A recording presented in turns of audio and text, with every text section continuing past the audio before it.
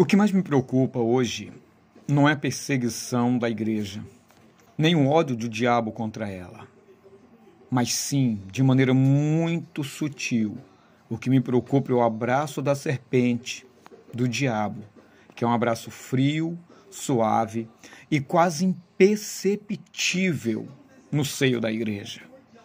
Eu chamo você a prestar atenção nessas informações do Espírito Santo para que haja uma transformação, pelo menos na sua vida, a respeito disso tudo. Preste atenção que o que mais mata não é o grito do diabo, é o sussurro dele dentro da própria igreja, aos ouvidos de crentes que estão vivendo uma vida de carnalidade, afastadas do Evangelho, sem temor ao Senhor.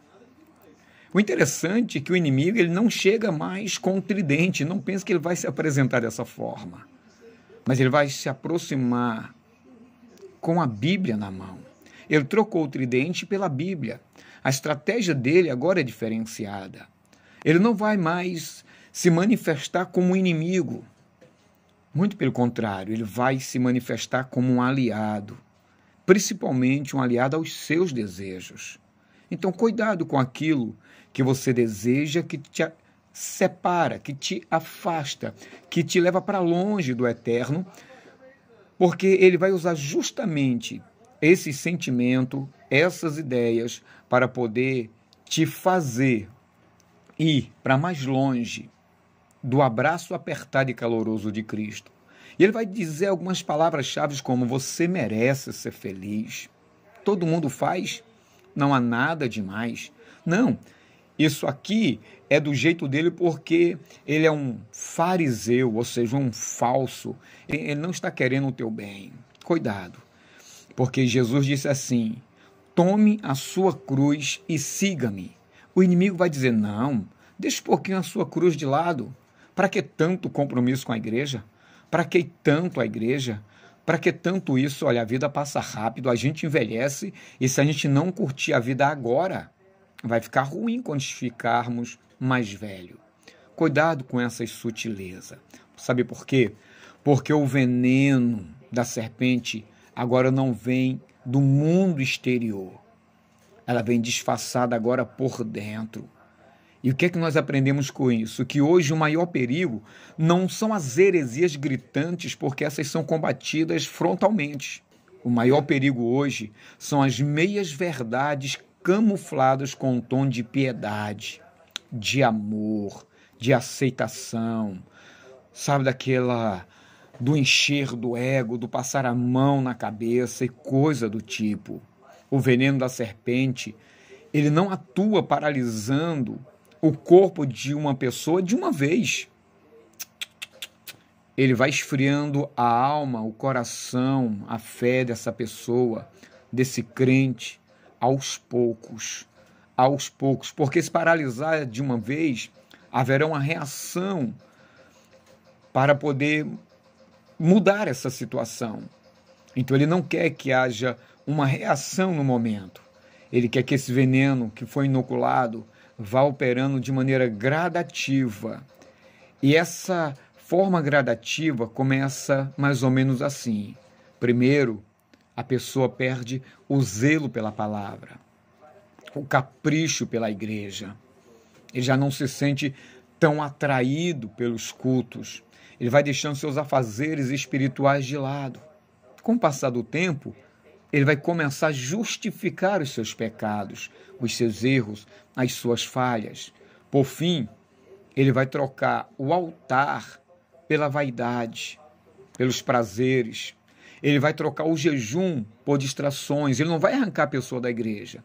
Ele vai esfriar essa pessoa lá dentro e, através desse veneno inoculado nessa pessoa, ele vai ter liberdade de agir em outras pessoas que estão inconformadas com a igreja, inconformadas com a liderança. Ele vai agir na vida das pessoas de maneira muito sorrateira e à medida que for necessário, de acordo com as suas estratégias. Com o passar do tempo, a pessoa também vai trocar o Espírito Santo por emoções.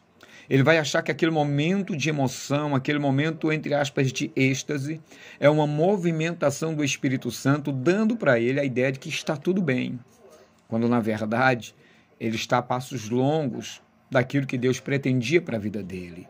E aí, eu quero chamar a sua atenção, porque a serpente sabe aonde ataca.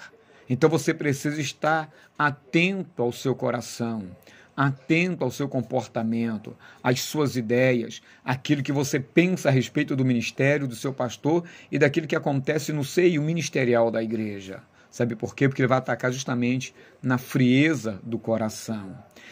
O inimigo adora, ele tem uma alegria imensa em ver uma igreja bonita por fora, esteticamente muito bem ornamentada, muito bem distribuída na questão dos ministérios, mas muito mais do que essa beleza exterior, ele sabe que muitas dessas igrejas estão vazias de Deus, cheias de gente, mas sem espaço nenhum para que Deus ali resida no coração dessas pessoas. Sabe por quê? Porque elas não têm temor a Deus. E o temor a Deus é que nos faz servos obedientes, é que nos faz nos aproximar dele com temor e ter amor por ele. É interessante que a serpente tem um modo muito interessante de se alimentar dessas ações, desses comportamentos. Porque o diabo, ele vai se alimentar de uma fé morna, de orações automáticas, sem sentido, sem coração, de adoração sem lágrimas, do evangelho sem cruz. Ele adora um evangelho bonachão, um evangelho que encobre, que tira a verdade, que é substituída por meias-verdades do achismo. Meu Deus, que haja um despertamento em cada um de nós. E por aí você pode perceber que a serpente se infiltrou em alguns ministérios, observando algumas características nela. Por exemplo, quando a igreja passa a ver santidade como legalismo e não como processo de aproximação de Deus, assumindo gradativamente através dela as características do Cristo ressurreto. Nós não vemos mais falar sobre santidade, se menciona. Sabe por quê? Porque na mente dessas pessoas, o inocular da serpente já emboltou a mente dessas pessoas, elas entendem santidade como legalismo. Arrependimento virou culpa desnecessária. Para que se arrepender? Todos nós pecamos, meu Deus. Outra característica, a palavra dura de correção, de amor, de chamar no eixo, passa a ser considerada julgamento. E para piorar a situação, o mundanismo virou liberdade. O meu convite, meu irmão e minha irmã, é que nós sejamos indignados conosco mesmo se nos encontrarmos dessa forma. Então quero convidar você a voltar ao altar antes que o frio congele a sua fé. Igreja, amados do Senhor, o Espírito Santo clama por uma geração de fogo, mas fogo do Espírito Santo e não uma geração molhada de pecado, cujo fogo do Espírito só produz fumaça. Nós precisamos queimar para que as pessoas vejam Cristo ardendo em nós. Deus procura adoradores que o adorem, que o busquem em espírito e em verdade, não com máscaras religiosas, não camufladas de crentes autênticos. Não negocie o sangue do Cordeiro por palmas humanas. Não troque a unção verdadeira por aplausos digitais. Não deixe o sussurro da serpente, juntamente com o seu abraço, apagar o som do céu, do Espírito Santo, a voz de Deus, na sua alma e no seu coração. Quero aqui terminar esse momento dando para você alguns conselhos, na verdade 4 conselhos como servo de Deus. Volte a orar com gemidos. Volte a ler a Bíblia, a palavra de Deus, com fome. Volte a chorar diante do Eterno. Volte a dizer não ao pecado, mesmo que todos estejam dizendo sim, querendo te arrastar para esse sim. Diga não ao pecado. O frio abraço da serpente é sutil, perigoso e tem matado muita gente. Mas o fogo do Espírito é real e faz com que essa serpente exploda através do fogo do Espírito Santo que flui de dentro de uma alma sincera. Termino dizendo: desperta, ó tu que dormes, e Cristo te iluminará. Que essa palavra tenha abençoado a sua vida. Compartilhe com seus parentes, com seus amigos. Isso já nos prepara para avançarmos para a segunda parte dessa mensagem.